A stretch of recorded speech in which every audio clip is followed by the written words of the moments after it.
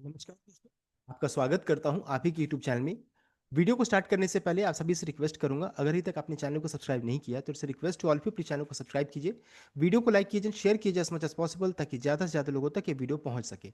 तो चलिए स्टार्ट करते हैं, जहाँ पे देखिए आज हम लोग डिस्कशन करेंगे अबाउट ओरकला इंडिया आईपीओ के बारे में। यहाँ पर डिस्कस किया जाएगा, तो लिस्टिंग डे स्ट्रैटेजी को हम लोग चेक करेंगे कि आज के दिन में क्या स्ट्रैटेजी से हम लोग को यहाँ पर पैसा बनने का चांसेस बन सकता है। कभी स्टॉक महंगा होगा, कभी स्टॉक सस्ता होगा, इन सभी चीज़ों को चेक किया जाएगा।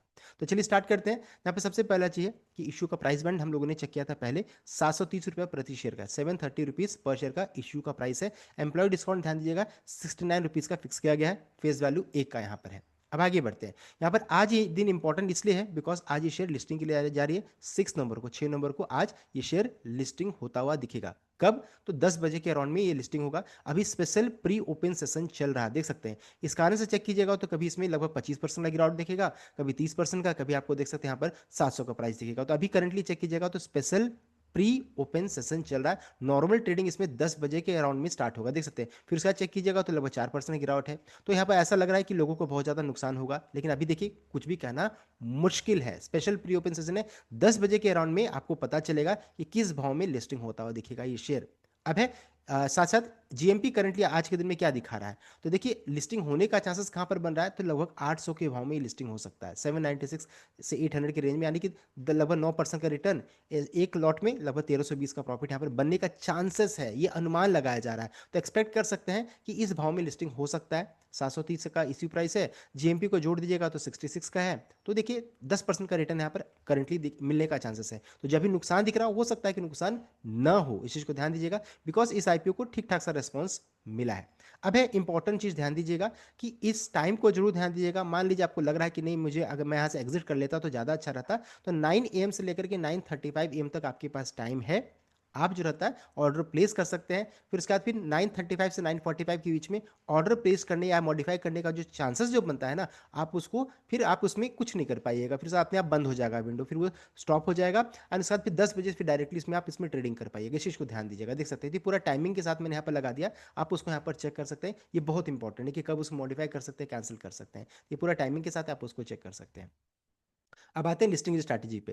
तो देखिए सबसे पहला चाहिए, इशू से पहले इसका पी बाय रेशियो 39.11 हुआ करता था। इशू के बाद यानी अब क्या हो जाएगा, 31.6। पोस्ट इशू क्या, पोस्ट आईपी क्या हो जाएगा, 31.68 का हो जाएगा। तो ये देखिए इसका पी बाय रेशियो चेंज कर रहा है। इशू से पहले लगभग 40 के राउंड में है, एंड इशू के बाद क्या हो जा रहा है, तो 31.68 का है। तो हम लोग इन्हीं पैरामीटर्स के थ्रू कंपेयर करेंगे। साथ साथ कंपेरिजन किससे किया जाएगा, तो इसके जो पेयर ग्रुप में टाटा कंज्यूमर है उसके साथ किया जाएगा। देखिए कंपेरिजन तो करना उचित नहीं है, बिकॉज दोनों का मार्केट कैप में आसमान जमीन का अंतर है। टाटा कंज्यूमर का चेक कीजिएगा तो 1,15,282 का है। इसका चेक कीजिएगा ओरकला का तो लगभग 10,000 करोड़ का है। तो देखिए मार्केट कैप छोटा नहीं है, लेकिन कंपैरिजन करना सही नहीं रहेगा, बिकॉज बहुत ज़्यादा का डिफरेंस है। साथ साथ सीएमपी चेक करेंगे तो टाटा कंज्यूमर का लगभग 1,179 का, इसका इशू का प्राइस 730 का है। पीवाई रेशियो चेक कीजिएगा तो टाटा कंज्यूमर काफ़ी महंगा है, लगभग 88 के मल्टीपल में है। इसका क्या है तो 31.68 है। मार्केट का कितना है तो 25.3, यानी मार्केट से दोनों ये शेयर काफ़ी महंगे वैल्यूशन में ट्रेड करे। लिस्टिंग भी जो इसका हो रहा है थोड़ा महंगा हो रहा है इस जगह पर। तो वैल्यूशन कंसर्न है। क्या भी कह सकते हैं, ना ज़्यादा महंगा है ना ज़्यादा सस्ता है इस जगह पर, बिकॉज देखिए हाई एक्सपेंसिव वैल्यूएशन में ये सभी ट्रेड करती हैं। अब है चलिए किस किस पैरामीटर को लेंगे, तो सबसे पहले चाहिए मार्केट का पी बाय रेशियो को लेंगे हम लोग। इशू का प्राइस को लिया जाएगा। करंट जीएमपी जो आज के दिन में भी चल रहा है उसको चेक करेंगे। इशू से पहले क्या इसका पी बाय रेशियो है उसको चेक करेंगे। एंड हाईएस्ट जीएमपी क्या निकल कर आया था, उन सभी चीज़ों को चेक करेंगे। तो हम लोगों ने देखिए अभी जीएमपी रिपोर्ट को जब चेक किया था, मैं पीछे ले जाता हूँ, जीएमपी रिपोर्ट को चेक किया था तो देखिए हाईएस्ट क्या था, तो 145 के नीचे के अराउंड में चल रहे थे, सबसे नीचे यहाँ पर दिया हुआ देख सकते हैं। तो 145 के राउंड में इसका जीएमपी था हाईएस्ट, 145 के राउंड में। तो हाईएस्ट जीएमपी को मैंने पैरामीटर्स में रखा कि मान लीजिए अगर उछल कर जाता तो कहाँ तक जा सकता है। तो देख सकते हैं इस तरीके का चार्ट है। मार्केट का पी बाय रेशियो क्या है, 25.3 है। अगर इस भाव में मान लीजिए गलती से भी लिस्टिंग होता है तो फिर यहाँ पर लोग भर भर के खरीदने की कोशिश करेंगे। 580 से लेकर के 550 से लेकर के 580 के रेंज में रहता है ना, लोग फिर अच्छी तरीके से यहाँ पर खरीदारी करने की सोचेंगे। 550 से लेकर के 580 के रेंज में बाई रेंज रहेगा, यहाँ पर लोग खरीदने की सोचेंगे। लेकिन ऐसा होगा नहीं, कम चांसेस है। लेकिन हाँ अभी एक बार तो दिखा था, तो अब ये मान लीजिए ऐसा होता तो फिर क्या करेंगे, लोग यहाँ पर खरीदने की सोचेंगे। मान लीजिए 730 जो इशू का प्राइस है, यहाँ पर हम लोगों ने पहले भी डिस्कस किया था कि ना स्टॉक महंगा है ना सस्ता है। तो देखिए मैंने इसको येलो कैटेगरी में रखा है। इस समय ये 31.68 इसका देख सकते हैं पी बाय रेशियो है। एक्सपेक्टेड लिस्टिंग कहाँ पर है, तो यहाँ पर लिस्टिंग होने का चांसेस है, देख सकते हैं। तो लगभग 800 के रेंज में लिस्टिंग होगा, उस समय इसका पी बाय रेशियो 34.7 हो जाएगा।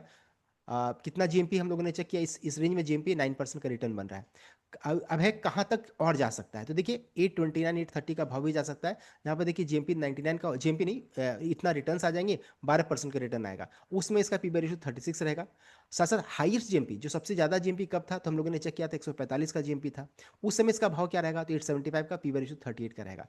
तो देखिए हाईएस्ट जीएमपी जिस समय है 145 का, उस समय इशू से पहले भी इसका पीवी रेशियो क्या था, 31 हम लोगों ने चेक किया था। तो देखिए इस समय पीवी रेशियो क्या हो जाएगा, तो 38 का हो जाएगा, ध्यान दीजिएगा।